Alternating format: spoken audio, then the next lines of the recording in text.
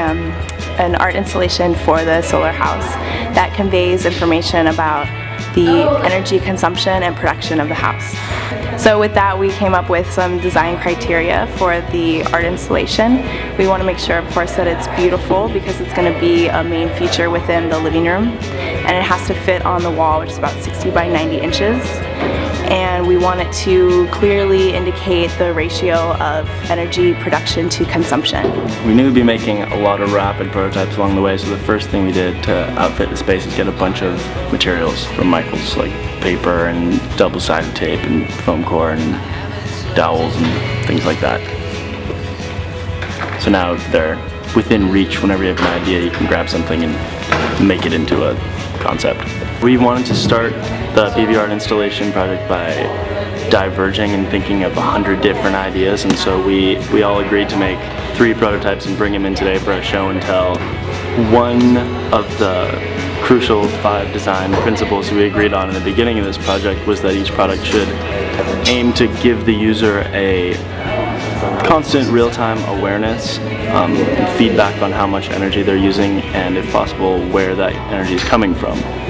And the PV art installation really hits that nail on the head because it's just a visual display of your energy use and energy production. It's the first thing you see when you walk in the house. It's a subtle, but it's also like visually attractive, so we're hoping it'll get your attention when you want it to, and we're hoping people will see it on the way to the kitchen, be like an ambient art piece that just keeps you sort of subtly aware.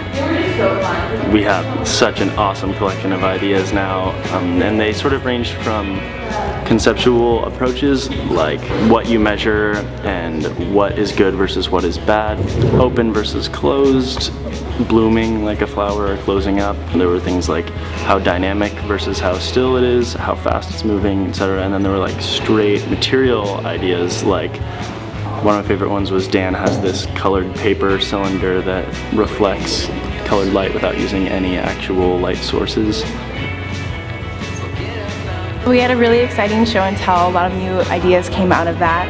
And the way we proceeded with that was that we kept track on post-its of our favorite ideas, and then later we all voted. We each had 3 votes, and the next steps moving forward will be to take those prototypes and bring them to a little higher resolution. From there we decided to move forward with like 3 conceptual key points, and now we're going to refine that with a few more prototypes this week.